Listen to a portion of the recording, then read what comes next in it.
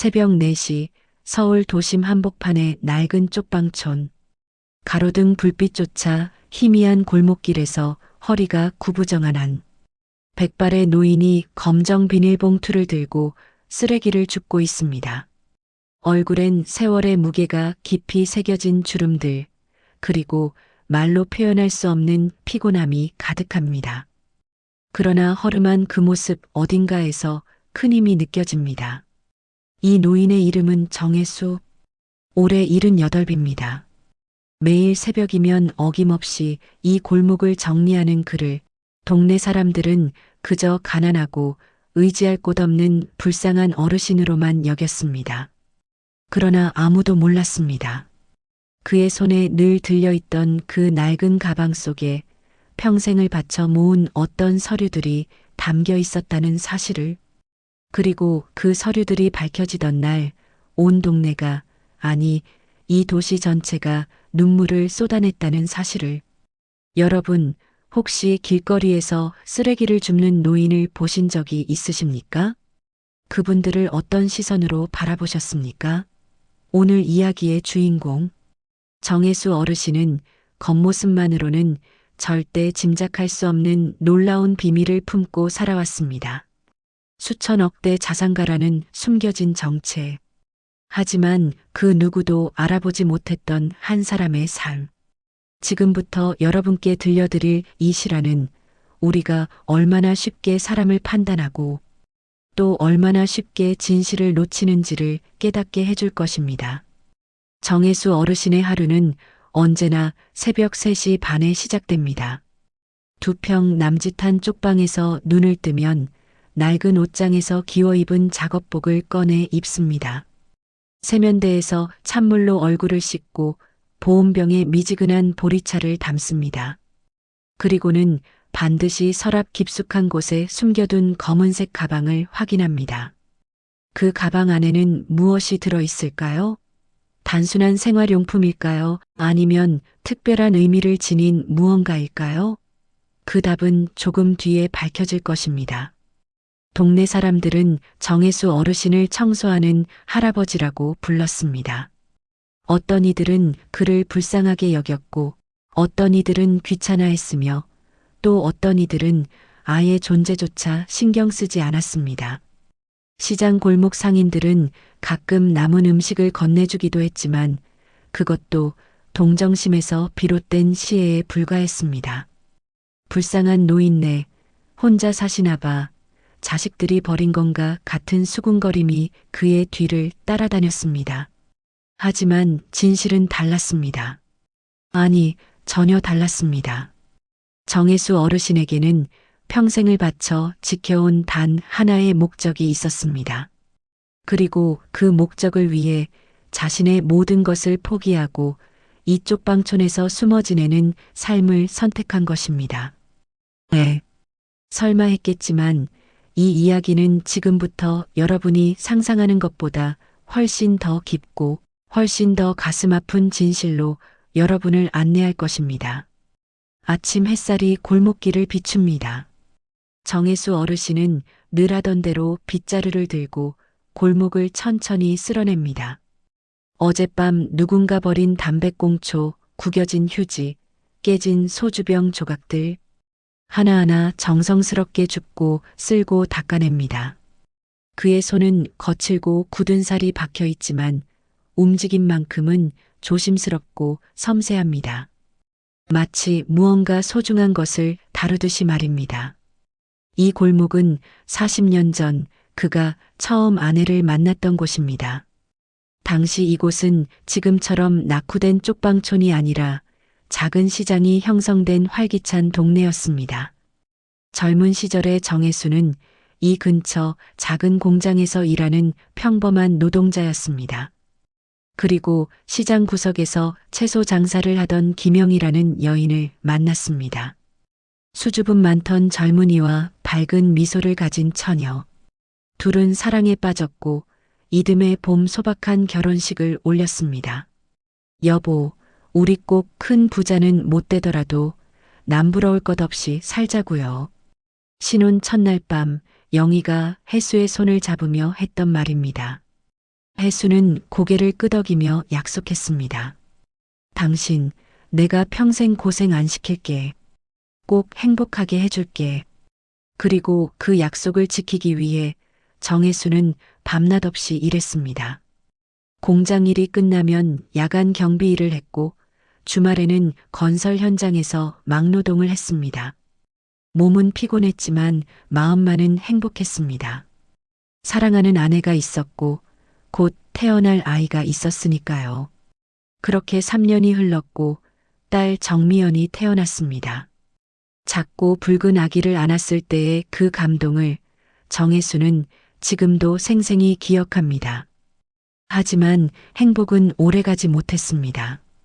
미연이가 5살이 되던 해 아내 영희가 갑자기 쓰러졌습니다. 병원에서 내린 진단은 말기 간암. 빨리 치료를 시작하지 않으면 6개월도 버티기 힘듭니다. 의사의 차가운 말이 해수의 가슴을 찢었습니다. 치료비는 당시로서는 천문학적인 금액이었습니다. 보험도 없었고 저축도 거의 없었습니다. 정혜수는 미친 듯이 돈을 벌었습니다. 공장 일을 3곳으로 늘렸고 잠은 하루 2~3시간만 잤습니다. 친척들에게 돈을 빌렸고 친구들에게도 손을 벌렸습니다. 하지만 모은 돈으로는 턱없이 부족했습니다. 영희의 병은 점점 악화되었고 결국 결혼 10주년이 되던 해 가을 그녀는 해수의 손을 잡은 채 조용히 눈을 감았습니다. 여보, 미안해요. 당신이랑 더 오래 함께하지 못해서. 마지막 순간 영희가 남긴 말입니다. 해수는 그날 밤 아내의 시신을 안고 하염없이 울었습니다. 7살 된 딸 미연이도 엄마의 곁에서 눈물을 흘렸습니다. 아빠, 엄마 왜 안 일어나? 아이의 물음에 대답할 수가 없었습니다. 장례를 치르고 난 뒤 정혜수는 결심했습니다. 돈이 없어서 사람이 죽어서는 안 된다. 절대로. 그날부터 그의 삶은 완전히 달라졌습니다. 평범한 공장 노동자에서 자수성가한 사업가로 변모하는 긴 여정이 시작된 것입니다. 하지만 그 과정은 결코 순탄하지 않았습니다. 3년 동안 낮에는 공장에서 일하고 밤에는 작은 구멍가게를 운영했습니다. 주말에는 중고품 매매도 했습니다. 조금씩, 아주 조금씩 돈이 모이기 시작했습니다. 그리고 마침내 작은 철물점을 인수할 수 있었습니다. 처음에는 손님이 거의 없었지만 성실함과 정직함으로 서서히 단골을 만들어갔습니다. 이 아저씨, 물건값은 비싼데 정직해서 좋아. 손님들이 하나둘 입소문을 냈고 가게는 점점 번창했습니다.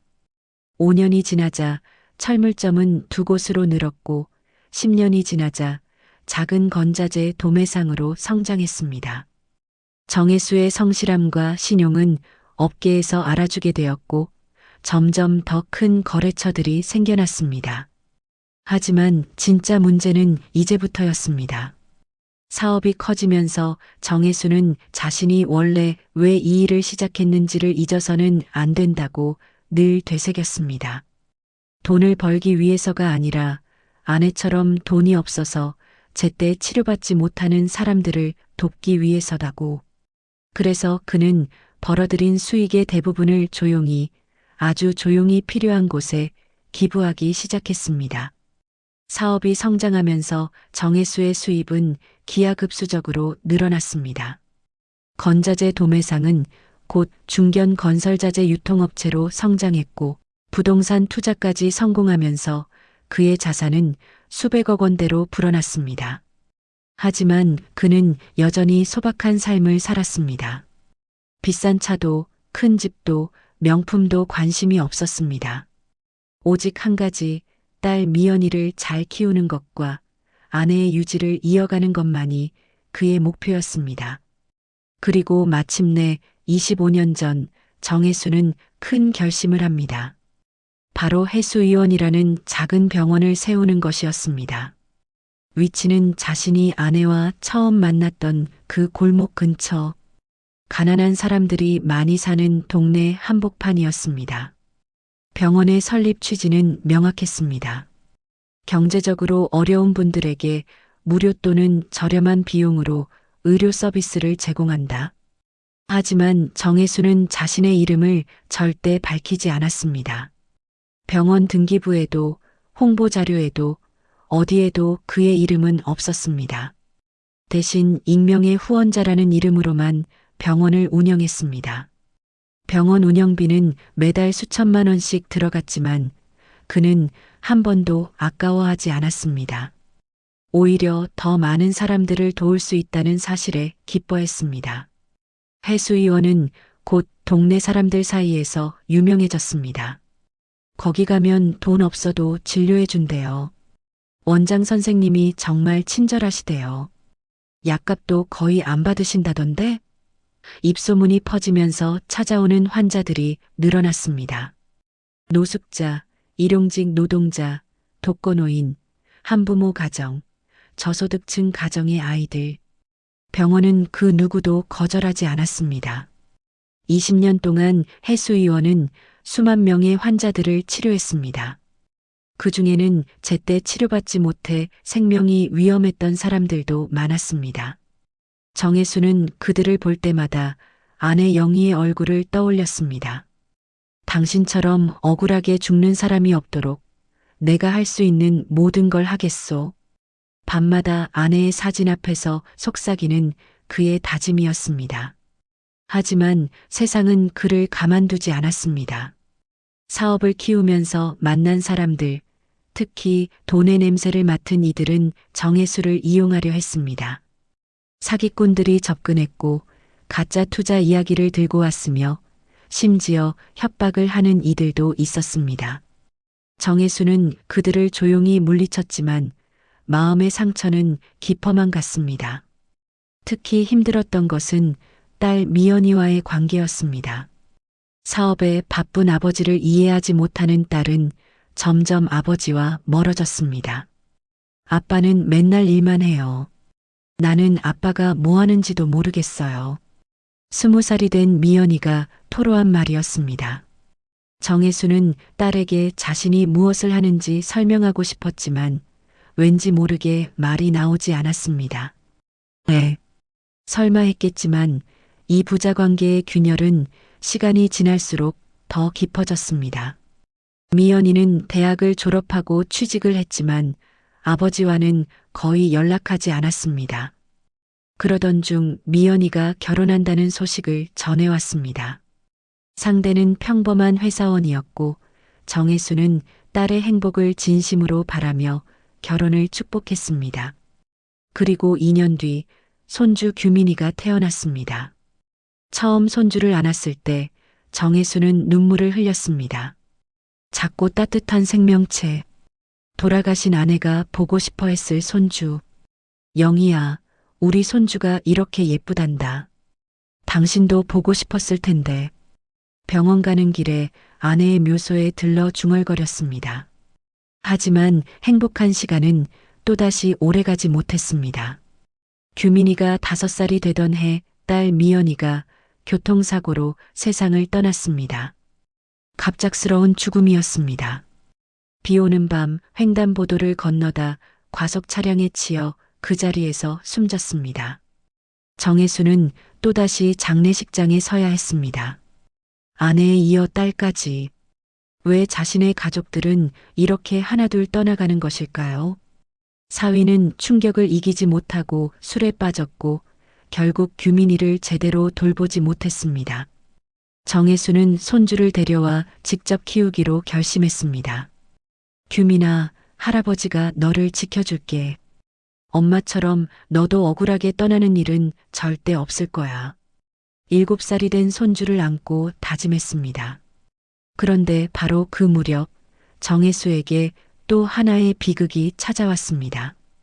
오랜 사업 파트너였던 사람의 배신으로 회사가 큰 손실을 입은 것입니다. 수백억 원의 자금이 한순간에 증발했고 회사는 위기에 처했습니다. 정혜수는 개인 재산을 팔아 회사를 살렸지만 그 과정에서 건강이 크게 악화되었습니다. 사장님, 이제 그만 쉬셔야 합니다. 몸이 이미 한계예요. 주치의가 말했지만 정혜수는 고개를 저었습니다. 아직 손주를 키워야 해요. 그리고 병원도 지켜야 하고요. 하지만 몸은 정직했습니다. 당뇨, 고혈압, 심장 질환까지 여러 질병이 동시에 그를 괴롭혔습니다. 그리고 마침내 5년 전 정혜수는 중대한 결정을 내립니다. 모든 사업을 정리하고 재산 대부분을 해수위원 운영 기금으로 기부하는 것이었습니다. 수천억 원대의 자산, 그중 90% 이상을 병원에 쏟아부었습니다. 그리고 손주를 데리고 조용히 이쪽 방촌으로 숨어들었습니다. 왜 그랬을까요? 그 이유는 곧 밝혀질 것입니다. 쪽방촌으로 이사 온 날, 규민이는 놀란 표정을 감추지 못했습니다. 할아버지, 우리 여기서 살아요? 집이 너무 작은데. 10살이 된 손주의 당연한 반응이었습니다. 이전까지 살던 넓은 아파트와는 비교할 수 없을 정도로 좁고 낡은 공간이었으니까요. 규민아, 할아버지가 여기서 살아야 하는 이유가 있단다. 조금만 참아줄 수 있겠니? 정혜수는 손주의 머리를 쓰다듬으며 말했습니다. 규민이는 고개를 끄덕였습니다. 비록 어렸지만 할아버지가 자신을 사랑한다는 것만큼은 확실히 알고 있었으니까요. 정혜수가 쪽방촌으로 온 이유는 단순했습니다. 손주를 겸손하게 키우고 싶었습니다. 돈이 많다는 이유로 교만해지거나 남을 무시하거나 세상을 쉽게 보는 아이로 자라지 않기를 바랐습니다. 그리고 무엇보다 자신이 평생 지켜온 아내와의 추억이 담긴 이 동네에서 마지막 삶을 살고 싶었습니다. 매일 새벽 정혜수는 골목을 청소했습니다. 손주가 자고 있는 시간 조용히 집을 나서서 빗자루와 쓰레받기를 들고 거리로 나갔습니다. 아내 영희가 채소 장사를 하던 그 자리, 함께 걸었던 그 골목길, 손을 잡고 데이트하던 그 모퉁이, 하나하나 청소하면서 아내와의 추억을 떠올렸습니다. 영희야, 우리 손주가 잘 크고 있어. 착한 아이야. 당신을 닮았어. 혼잣말처럼 중얼거리는 정혜수의 목소리에는 그리움이 가득했습니다. 때로는 청소를 하다가 눈물이 나기도 했습니다. 아내가 보고 싶었고 딸이 보고 싶었습니다. 하지만 울면 안 됩니다. 손주가 볼까봐, 손주가 걱정할까봐 눈물을 꾹 참았습니다. 동네 사람들은 정혜수를 이상하게 여겼습니다. 저 노인, 왜 맨날 청소를 하는 거야? 돈이라도 받나? 아니면 정신이 좀 이상한 건가? 수군거림이 끊이지 않았습니다. 하지만 정혜수는 신경 쓰지 않았습니다. 그저 묵묵히 자신이 할 일을 할 뿐이었습니다. 시장 골목의 한 상인은 특히 정혜수를 못마땅하게 여겼습니다. 이름은 박철수, 50대 중반의 과일 가게 주인이었습니다. 저 노인네가 맨날 우리 가게 앞을 청소하는데 솔직히 좀 거슬려요. 손님들이 이상하게 볼까봐. 다른 상인들에게 불평을 늘어놓았습니다. 어느 날 박철수는 정혜수에게 직접 항의했습니다. 할아버지, 왜 자꾸 남의 가게 앞을 청소하세요? 우리가 청소 안 해서 그런 것도 아닌데 좀 그만하시면 안 돼요? 날카로운 목소리였습니다. 정혜수는 고개를 숙이며 조용히 대답했습니다. 죄송합니다. 그냥 깨끗한 게 좋아서 그랬습니다. 깨끗한 게 좋으면 자기 집이나 청소하세요. 왜 남의 가게까지 신경 써요? 박철수의 말에 정혜수는 더 이상 대꾸하지 않았습니다. 그저 묵묵히 빗자루를 들고 다른 곳으로 이동했습니다. 하지만 그의 가슴 속에는 작은 상처가 남았습니다. 아, 내가 패가 되는구나. 좋은 일을 하려 했는데. 그날 밤 규민이가 물었습니다. 할아버지, 오늘 시장 아저씨가 할아버지한테 뭐라고 했어요? 제가 다 들었어요. 정혜수는 손주를 안으며 말했습니다. 아무것도 아니란다. 그냥 할아버지가 조금 실수를 해서 그래. 규민이는 걱정하지 마. 하지만 규민이는 속으로 생각했습니다. 할아버지는 나쁜 일을 한 게 아닌데 왜 사람들은 그렇게 대하는 걸까? 시간이 흐르면서 동네 사람들의 오해는 더욱 깊어졌습니다. 어떤 이는 정혜수가 정신이 온전치 않다고 수군거렸고 어떤 이는 그가 노숙자 출신이라고 단정했습니다. 저 할아버지 손주도 데리고 사는데 정말 불쌍하네요. 자식들이 버린 건가 봐요. 동정 어린 목소리지만 그 안에는 편견과 무관심이 섞여 있었습니다.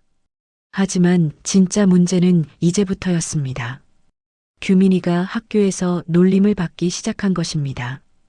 야, 너희 할아버지 쓰레기 줍는 거 봤어. 엄청 지저분하더라. 너희 집도 엄청 작고 낡았을 것 같은데? 아이들의 무심한 말이 규민이의 가슴에 상처로 남았습니다.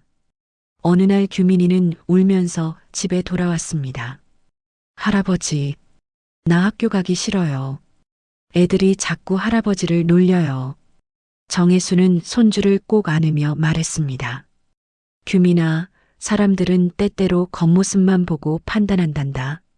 하지만 진짜 중요한 건 마음이야. 할아버지가 왜 청소를 하는지 그 이유를 알면 사람들도 달라질 거야. 그럼 할아버지, 그 이유가 뭐예요? 규민이가 물었습니다. 정혜수는 잠시 망설이다가 대답했습니다. 할아버지의 소중한 사람이 이 동네에서 살았단다. 그래서 할아버지는 이곳을 평생 깨끗하게 지키고 싶은 거야. 그 사람과의 약속이거든.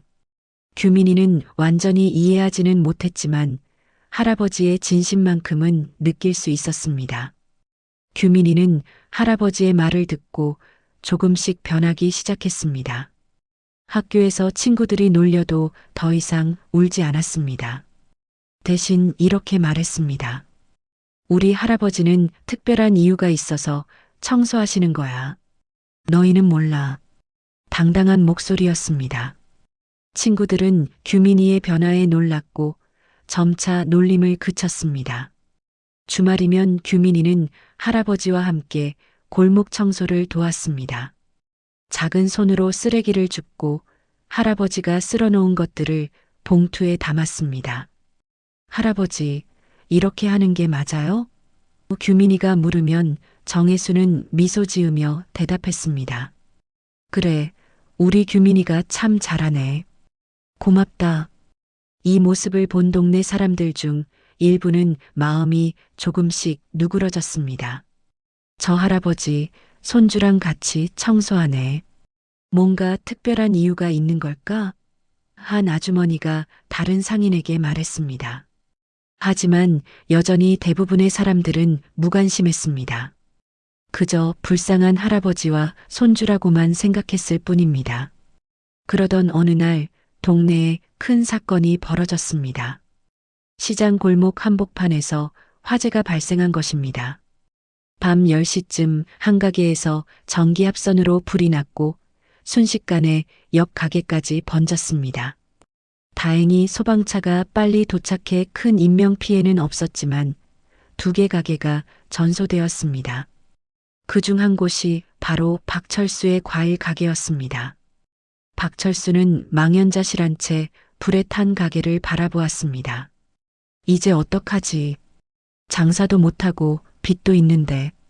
절망에 빠진 그의 모습을 본 정혜수는 가만히 다가갔습니다. 사장님, 힘내세요. 다시 시작할 수 있을 겁니다. 조용한 위로였습니다.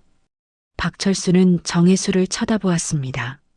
자신을 늘 못마땅하게 여기던 그 노인이 지금 자신을 위로하고 있었습니다.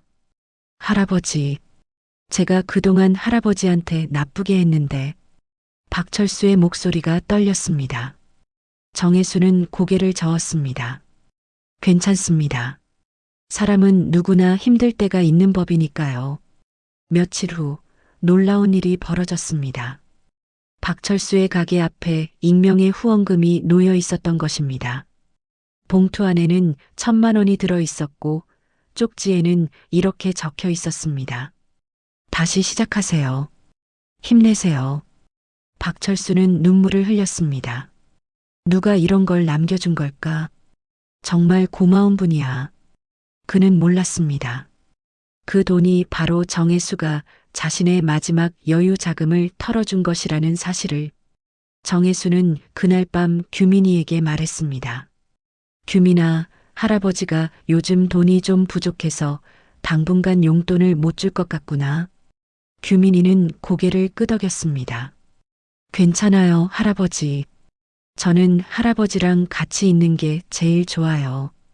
그 말을 들은 정혜수의 눈가에 눈물이 맺혔습니다. 이 아이만큼은 꼭 잘 키워야 해. 영희야, 미연아, 내가 잘할게. 마음속으로 다짐했습니다. 그런데 설마 했겠지만 바로 그 순간 정혜수의 몸에 이상 신호가 나타나기 시작했습니다. 가슴 통증, 호흡곤란, 극심한 피로감. 하지만 그는 손주 앞에서 내색하지 않았습니다. 정혜수는 새벽 청소를 마치고 집으로 돌아오던 길에 주저앉았습니다. 가슴을 움켜쥐며 거친 숨을 몰아쉬었습니다. 으윽! 신음이 절로 나왔지만 주변을 둘러보며 재빨리 입을 막았습니다. 규민이가 깰까봐, 동네 사람들이 볼까봐 두려웠습니다. 10분쯤 지나자 통증이 조금 가라앉았습니다. 정혜수는 천천히 일어나 벽을 짚고 집으로 향했습니다. 방문을 조용히 열자 규민이가 아직 깊은 잠에 빠져 있었습니다. 평화로운 얼굴. 정혜수는 손주의 이불을 덮어주며 속삭였습니다. 조금만 더 버텨야 해. 하지만 몸은 정직했습니다. 다음 날도 그 다음 날도 증상은 반복되었습니다. 가슴 통증은 점점 심해졌고 숨쉬기가 힘들어졌습니다. 밥맛도 없었고 몸무게는 급격히 줄어들었습니다. 거울을 보니 뼈만 앙상하게 남은 자신의 모습이 보였습니다. 할아버지, 안색이 안 좋으세요? 괜찮으세요? 규민이가 걱정스러운 눈빛으로 물었습니다. 정혜수는 억지로 미소를 지었습니다. 괜찮단다. 할아버지가 좀 피곤해서 그래. 걱정하지 마. 하지만 규민이는 이미 알아채고 있었습니다. 할아버지가 아프다는 것을. 일주일 후 정혜수는 더 이상 참을 수 없어 혼자 해수의원을 찾아갔습니다. 자신이 설립한 병원이었지만 그동안 한 번도 환자로 가본 적이 없었습니다. 접수대에서 이름을 말하려다 멈췄습니다. 내가 설립자라는 걸 알면 난리가 나겠지. 대신 가명을 사용했습니다. 진료실에 들어가자 젊은 의사가 맞이했습니다. 이름표에는 김민준 원장이라고 적혀 있었습니다. 정혜수는 속으로 생각했습니다. 아, 저 젊은 친구가 지금 원장이구나. 잘 운영하고 있는 것 같아 다행이야. 검사 결과는 충격적이었습니다. 어르신, 심장 판막에 심각한 문제가 있습니다. 그리고 간 수치도 매우 나쁘고요. 당장 큰 병원에서 정밀 검사를 받으셔야 합니다. 김민준 원장의 목소리는 진지했습니다. 정혜수는 조용히 물었습니다. 치료 가능한가요? 수술하면 가능합니다. 하지만 비용이 상당합니다. 보험이 있으신가요? 정혜수는 고개를 저었습니다. 보험은 오래전에 정리했고 지금 남은 돈은 거의 없었습니다. 모든 재산을 병원 기금으로 기부했으니까요. 비용은 얼마나 되나요? 정혜수가 떨리는 목소리로 물었습니다. 대략 3천만 원 정도 예상됩니다. 어르신, 경제적으로 어려우시면 저희 병원에서 지원해 드릴 수 있습니다. 우리 병원 설립자께서 남겨주신 기금이 있거든요. 정혜수의 눈가에 눈물이 맺혔습니다. 자신이 만든 시스템이 지금 자신을 돕겠다고 말하고 있었습니다. 하지만 그는 고개를 저었습니다. 아닙니다. 그 돈은 저보다 더 필요한 사람들에게 써야 합니다. 저는 괜찮습니다. 어르신, 그러시면 안 됩니다. 생명이 달린 문제예요. 김민준 원장이 간곡히 말했지만 정혜수는 이미 마음을 정했습니다. 감사합니다, 원장님. 하지만 저는 제 방식대로 하겠습니다. 그렇게 말하고 진료실을 나왔습니다. 집으로 돌아오는 길, 정혜수는 아내의 묘소에 들렀습니다. 묘비 앞에 무릎을 꿇고 앉았습니다. 영희야, 미안해. 내가 곧 당신 곁으로 갈 것 같아. 하지만 걱정하지 마. 규민이는 내가 잘 준비해 놓을게. 그 아이만큼은 행복하게 살 수 있도록. 그날 밤 정혜수는 낡은 가방을 꺼냈습니다. 그 안에는 중요한 서류들이 가득 들어 있었습니다. 병원 설립 문서, 기부증서, 그리고 손주 규민이를 위한 유언장. 정혜수는 떨리는 손으로 유언장을 다시 한번 확인했습니다. 사랑하는 손주 규민에게, 할아버지가 이 세상을 떠나면 이 편지를 읽게 될 거야. 미안하다, 규민아. 할아버지가 더 오래 내 곁에 있지 못해서. 하지만 할아버지는 내가 올바르게 자라길 바라며 이 길을 선택했단다. 이 가방 안에 있는 서류들은 할아버지의 전 생애를 담고 있어. 언젠가 내가 이해할 수 있을 거야. 유언장을 다시 넣고 정혜수는 또 다른 봉투를 꺼냈습니다. 그 안에는 규민이의 미래를 위한 학자금 통장과 소액의 생활비가 들어 있었습니다. 자신이 남길 수 있는 마지막 것들이었습니다. 이것만으로는 부족하지만 그래도 규민이가 대학까지는 갈 수 있을 거야. 하지만 진짜 문제는 이제부터였습니다. 다음 날 아침 정혜수는 청소를 나가려다 현관에서 쓰러졌습니다. 쿵 하는 소리에 규민이가 깨어 달려왔습니다. 할아버지, 할아버지. 규민이의 다급한 목소리가 작은 방 안을 울렸습니다. 정혜수는 가까스로 의식을 되찾았습니다. 규민아, 괜찮아. 할아버지가 잠깐 어지러워서 그랬어. 하지만 규민이는 울음을 터뜨렸습니다.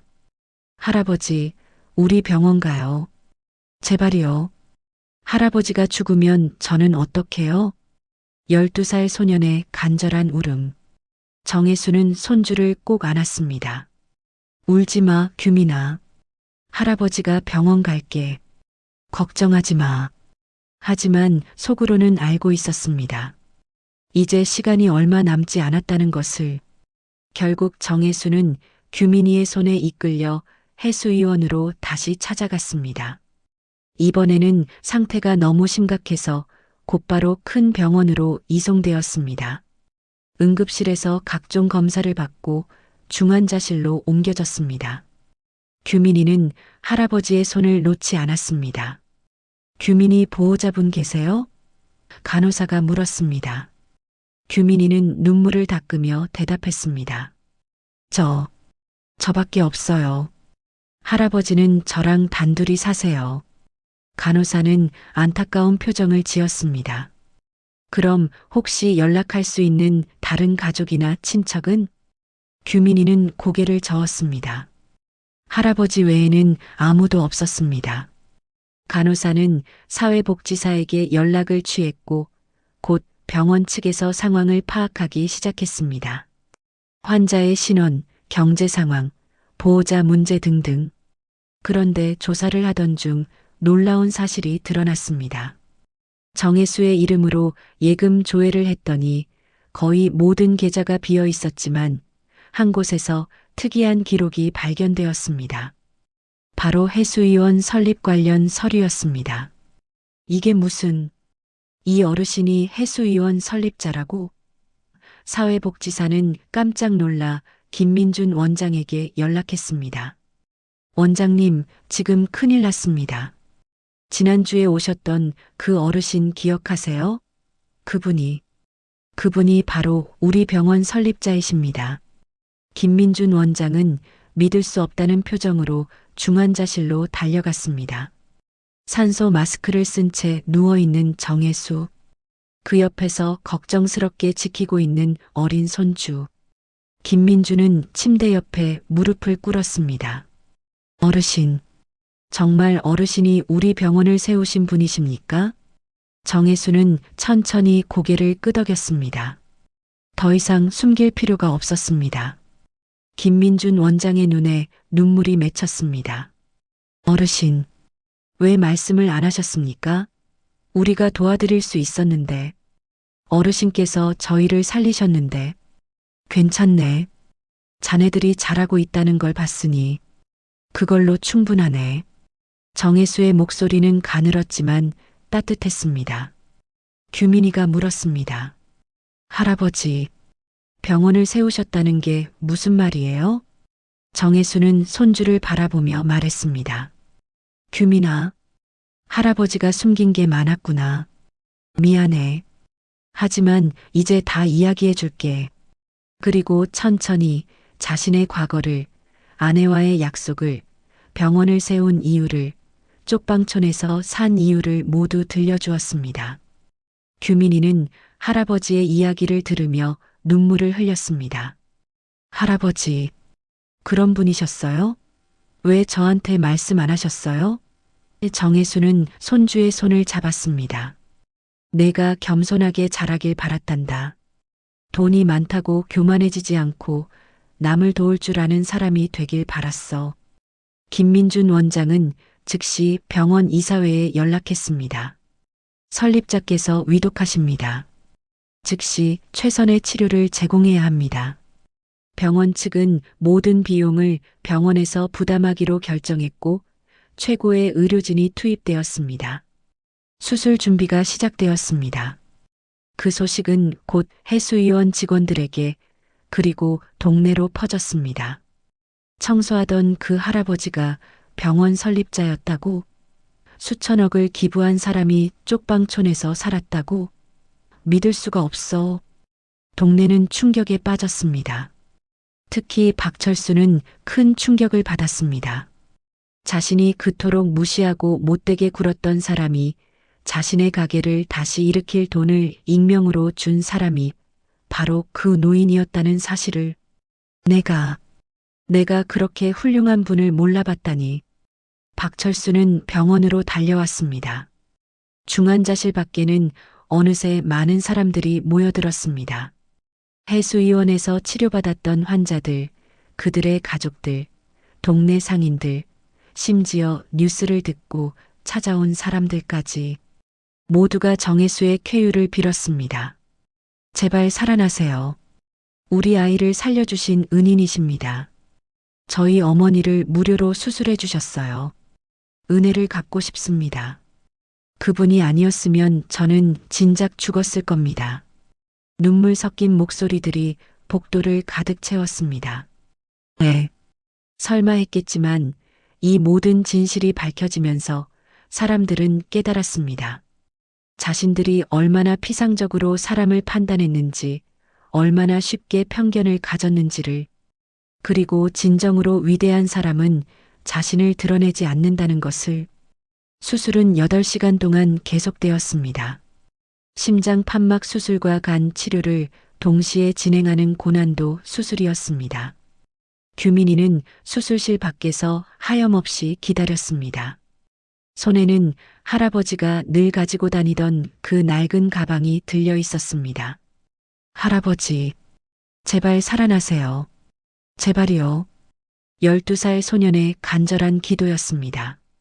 옆에서 기다리던 박철수가 규민이의 어깨를 토닥였습니다. 규민아, 할아버지는 강한 분이야. 꼭 이겨내실 거야. 하지만 그의 목소리도 떨리고 있었습니다. 김민준 원장도 수술실 밖에서 기다렸습니다. 자신의 은인이, 멘토가, 이 병원의 뿌리가 저 안에서 생사의 기로에 서 있었습니다. 어르신, 꼭 살아나셔야 합니다. 아직 감사 인사도 제대로 드리지 못했습니다. 마침내 수술실 문이 열렸습니다. 집도의가 나왔습니다. 사람들은 숨을 죽이고 그의 입을 바라보았습니다. 수술은 성공했습니다. 그 말에 복도가 환호성으로 가득 찼습니다. 규민이는 그 자리에 주저앉아 울음을 터뜨렸습니다. 할아버지, 할아버지. 하지만 아직 안심할 수 없습니다. 고령이신 데다 몸 상태가 워낙 안 좋으셔서 회복에 시간이 걸릴 것입니다. 집도이의 말에 사람들의 표정이 다시 굳어졌습니다. 그래도 희망이 있다는 것만으로도 감사했습니다. 정혜수는 중환자실에서 사흘을 보냈습니다. 그 사이 규민이는 가방 안의 서류들을 하나씩 꺼내보기 시작했습니다. 할아버지가 평생 숨겨왔던 비밀들이 그 안에 고스란히 담겨 있었습니다. 병원 설립 문서. 이 병원은 아내 김영희의 이름으로 세웁니다. 그녀처럼 돈이 없어서 제때 치료받지 못하는 사람이 없기를 바라며 정혜수의 필체로 적힌 문장이었습니다. 규민이는 눈물을 닦으며 계속 읽어내려갔습니다. 기부 증서. 수천억 원대의 재산을 병원 운영 기금으로 기부한다는 내용. 날짜를 보니 5년 전이었습니다. 규민이는 깨달았습니다. 할아버지가 쪽방촌으로 이사 온 시기와 같네. 그리고 마지막으로 규민이 앞으로 쓴 편지가 나왔습니다. 규민이는 떨리는 손으로 봉투를 열었습니다. 사랑하는 손주 규민에게. 할아버지의 친필이었습니다. 규민아, 이 편지를 읽고 있다면 할아버지가 많이 아프거나 혹은 이미 세상을 떠났을 것이다. 미안하다, 규민아. 할아버지가 더 오래 내 곁에 있지 못해서. 하지만 할아버지는 후회하지 않는다. 내가 겸손하고 착한 아이로 자라는 것을 보았으니까. 할아버지는 젊은 시절 돈이 없어서 할머니를 잃었다. 그 아픔이 너무 커서 평생을 그 빚을 갚으며 살았다. 병원을 세웠고 많은 사람들을 도왔다. 그것이 할아버지가 할 수 있는 최선이었다. 그리고 너를 쪽방촌에서 키운 이유는 내가 돈의 가치가 아니라 사람의 가치를 배우길 바랐기 때문이다. 가난해도 행복할 수 있다는 것을, 남을 돕는 것이 얼마나 소중한 일인지를 알려주고 싶었다. 규민아, 이 가방 안에는 내가 대학에 갈 때까지의 학자금이 들어있다. 많지는 않지만 내가 공부하는 데는 충분할 것이다. 그리고 내가 어른이 되면 할아버지처럼 남을 도울 줄 아는 사람이 되길 바란다. 할아버지는 내가 자랑스럽다. 내가 있어서 할아버지는 행복했다. 사랑한다, 규민아. 할머니와 엄마에게도 안부 전해다오. 할아버지가 곧 그들을 만나러 갈 것 같구나. 편지를 다 읽은 규민이는 목 놓아 울었습니다. 김민준 원장이 다가와 규민이를 안았습니다. 울지 마, 규민아. 할아버지는 아직 살아계셔. 그리고 꼭 깨어나실 거야. 사흘째 되는 날 기적이 일어났습니다. 정혜수가 눈을 뜬 것입니다. 가장 먼저 찾은 것은 손주였습니다. 규민아, 할아버지가 여기 있다. 가느다란 목소리였지만 규민이에게는 세상에서 가장 반가운 소리였습니다. 할아버지, 할아버지. 규민이는 할아버지의 손을 꼭 잡았습니다. 할아버지, 저 편지 다 읽었어요. 할아버지가 얼마나 훌륭한 분인지 이제 알았어요. 저도 할아버지처럼 될 거예요. 꼭요. 정혜수는 손주의 머리를 쓰다듬으며 미소 지었습니다. 그래, 우리 규민이가 참 착하구나. 그리고 주변을 둘러보았습니다. 병실 밖에 수많은 사람들이 모여 있는 것이 보였습니다. 모두 자신을 걱정하고 있었습니다. 여러분, 죄송합니다. 제가 숨기고 살아서. 정혜수가 말하려 하자 김민준 원장이 말렸습니다. 어르신, 말씀하지 마세요. 어르신께서는 숨긴 게 아니라 진정으로 겸손하게 사신 겁니다. 그것이 얼마나 위대한 일인지 이제 모두가 알게 되었습니다. 하지만 진짜 감동은 이제부터였습니다. 정혜수가 병원에 입원해 있는 동안 동네에는 놀라운 변화가 일어나기 시작했습니다. 가장 먼저 움직인 사람은 박철수였습니다. 그는 자신의 과일 가게 앞에 작은 현수막을 걸었습니다. 정혜수 어르신 쾌유 기원. 우리 동네의 자랑이십니다. 다른 상인들도 하나둘 동참하기 시작했습니다. 채소가게, 정육점, 분식집, 슈퍼마켓, 골목 곳곳에 정혜수를 응원하는 현수막이 걸렸습니다. 그리고 사람들은 모금을 시작했습니다. 어르신이 평생 우리를 도와주셨으니 이제 우리가 도와드릴 차례입니다. 모금함이 시장 입구에 놓였고 지나가는 사람들이 돈을 넣기 시작했습니다. 1,000원, 10,000원, 때로는 100원까지. 금액은 작았지만 그 마음만큼은 컸습니다. 일주일 만에 모인 돈이 200만 원이 넘었습니다. 이 돈을 규민이 학자금으로 써주세요. 동네 대표로 박철수가 병원을 찾아와 규민이에게 돈을 건넸습니다. 규민이는 눈물을 흘리며 고개를 숙였습니다. 감사합니다. 정말 감사합니다. 정혜수는 그 소식을 듣고 눈물을 흘렸습니다. 고맙습니다. 여러분, 제가 한 일은 별것 아닌데. 하지만 사람들은 고개를 저었습니다. 어르신께서는 우리에게 진정한 나눔이 무엇인지 보여주셨습니다. 그것이 얼마나 큰 가르침인지 아십니까? 해수위원회에서도 변화가 일어났습니다.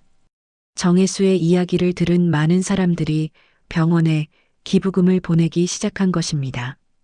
기업들도 후원을 약속했고 자원봉사자들이 몰려들었습니다. 우리도 정혜수 어르신처럼 살고 싶습니다. 김민준 원장은 정혜수에게 말했습니다. 어르신의 뜻이 이렇게 많은 사람들에게 전해지고 있습니다. 어르신께서 뿌린 씨앗이 이제 열매를 맺고 있습니다. 정혜수는 고개를 끄덕였습니다. 그것만으로 충분합니다. 회복하는데 2달이 걸렸습니다. 그 기간 동안 규민이는 한시도 할아버지 곁을 떠나지 않았습니다. 학교도 잠시 쉬고 병원에서 할아버지를 간호했습니다. 할아버지, 제가 이제 할아버지를 돌볼 거예요. 할아버지께서 저를 키워주셨으니까요. 12살 소년의 헌신에 병원 직원들도 감동했습니다. 저 아이를 보세요. 정말 할아버지를 닮았어요. 간호사들이 수군거렸습니다.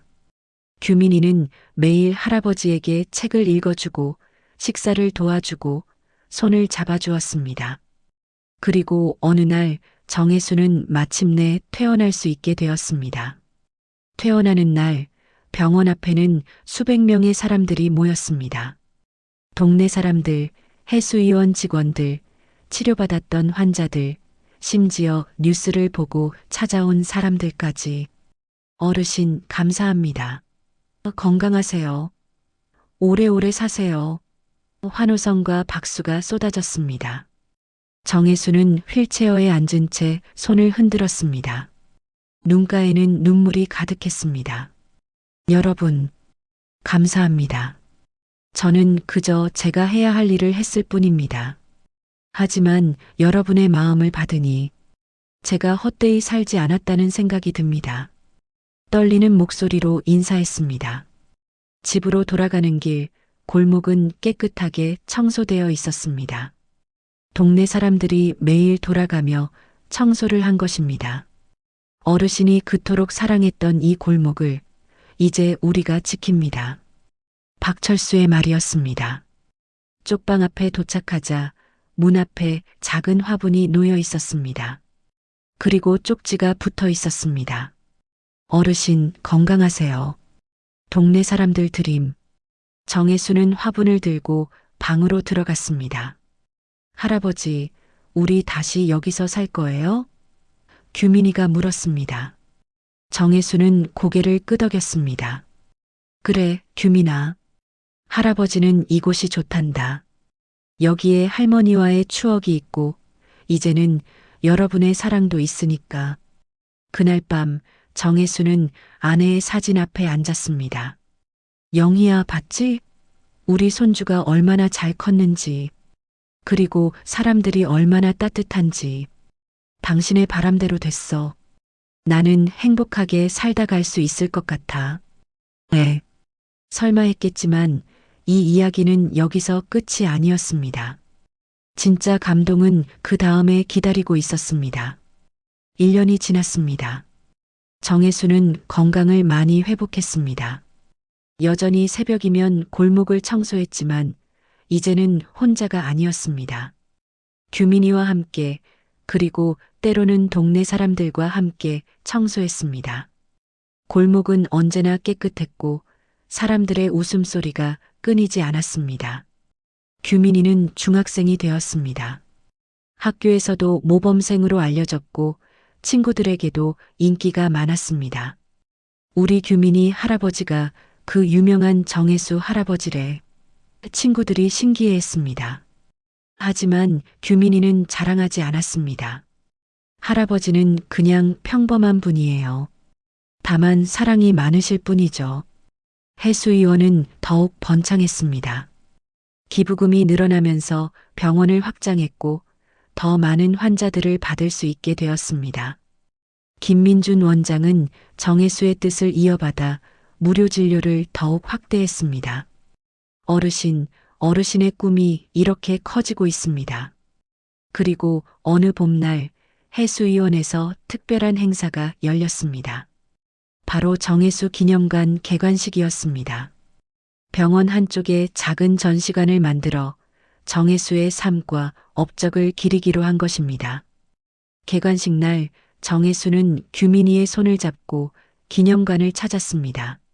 전시관 안에는 그의 젊은 시절 사진, 아내와의 사진, 병원 설립 문서, 기부 증서, 그리고 동네 사람들이 보낸 감사 편지들이 전시되어 있었습니다. 할아버지, 이게 다 할아버지 이야기예요? 규민이가 감탄하며 물었습니다. 정혜수는 미소 지었습니다. 아니란다, 규민아. 이건 할머니 이야기야. 할머니가 없었다면 이 모든 것도 없었을 거야. 전시관 한가운데에는 큰 사진이 걸려 있었습니다. 젊은 시절 정혜수와 김영희가 함께 웃고 있는 사진이었습니다. 그 아래에는 문구가 적혀 있었습니다. 사랑은 죽음을 이기고 나눔은 시간을 이긴다. 개관식에는 수많은 사람들이 참석했습니다. 정혜수가 도왔던 사람들, 그들의 가족들, 동네 주민들, 언론사 기자들까지 모두가 정혜수에게 감사의 박수를 보냈습니다. 여러분, 저는 특별한 사람이 아닙니다.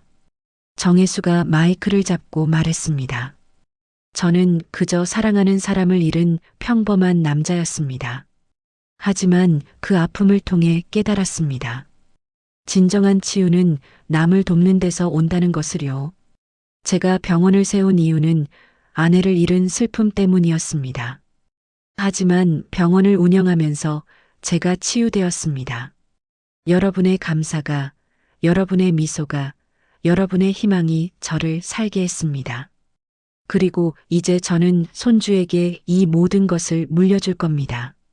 돈이 아니라 정신을요.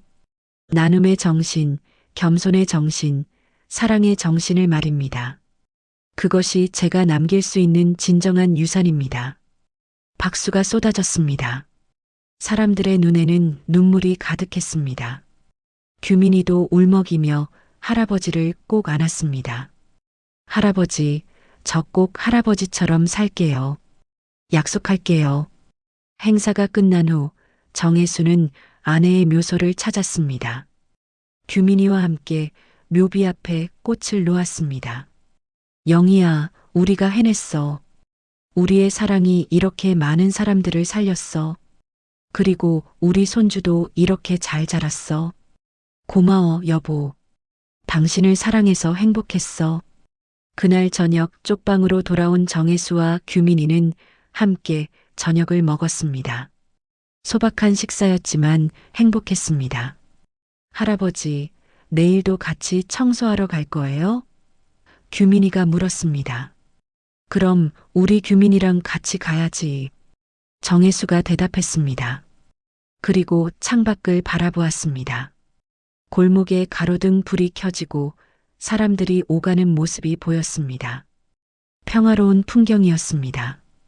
규민아, 할아버지가 한 가지 말해줄 게 있어.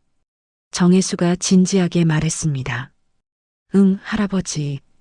돈은 많아도 외로울 수 있고 가난해도 행복할 수 있단다. 진짜 부자는 돈이 많은 사람이 아니라 사랑을 나눌 줄 아는 사람이야. 그걸 꼭 기억해라. 네, 할아버지. 저 평생 잊지 않을게요. 규민이가 대답했습니다. 정혜수는 손주의 머리를 쓰다듬으며 미소 지었습니다. 그리고 마음속으로 생각했습니다. 이제 나는 떠나도 괜찮아. 내가 남긴 사랑이 계속될 테니까. 몇 년이 더 흘렀습니다. 정혜수는 80살을 넘겼지만 여전히 건강했습니다.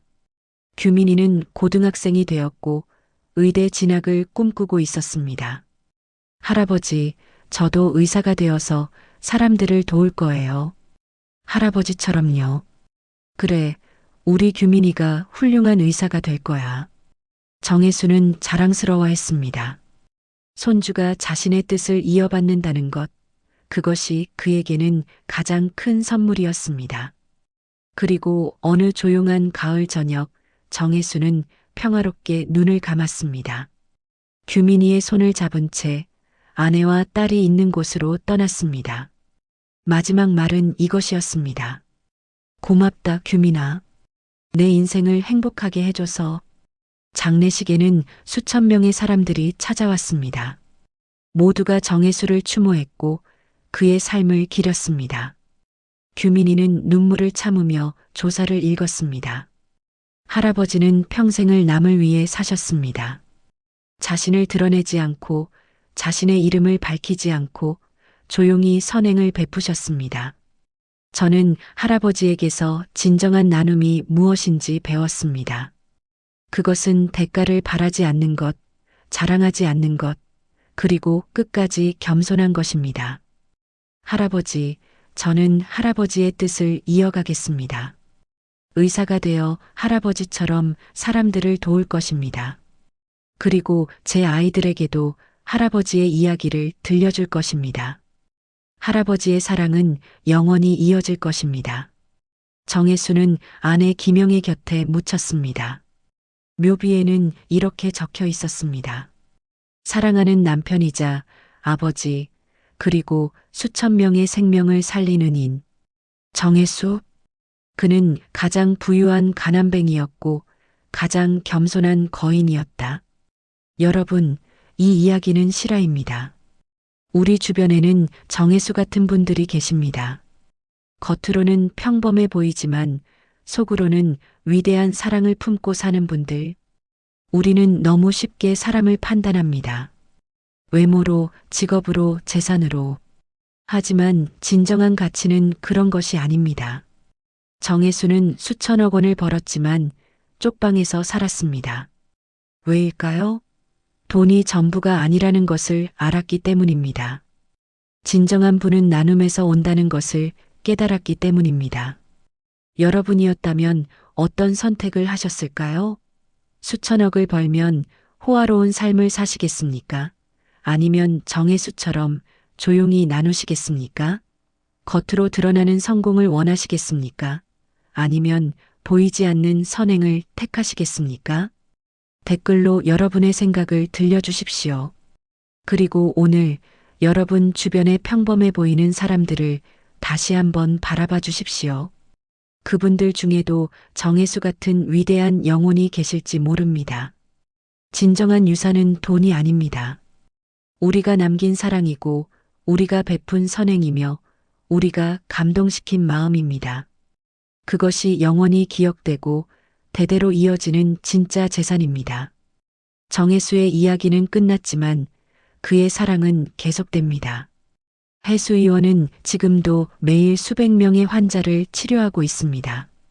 규민이는 의대에 진학했고 언젠가 할아버지처럼 위대한 의사가 될 것입니다. 그리고 그 동네 골목은 여전히 깨끗하게 유지되고 있습니다. 정혜수가 남긴 사랑의 흔적으로 여러분도 오늘부터 작은 나눔을 시작해 보시는 건 어떨까요? 거창한 것이 아니어도 됩니다. 길거리에 쓰레기 하나를 줍는 것, 어려운 이웃에게 따뜻한 말 한마디를 건네는 것, 그것만으로도 충분합니다. 그 작은 실천들이 모여 세상을 바꿉니다. 정혜수가 우리에게 남긴 마지막 교훈입니다. 진정한 부자는 많이 가진 사람이 아니라 많이 나눈 사람이다.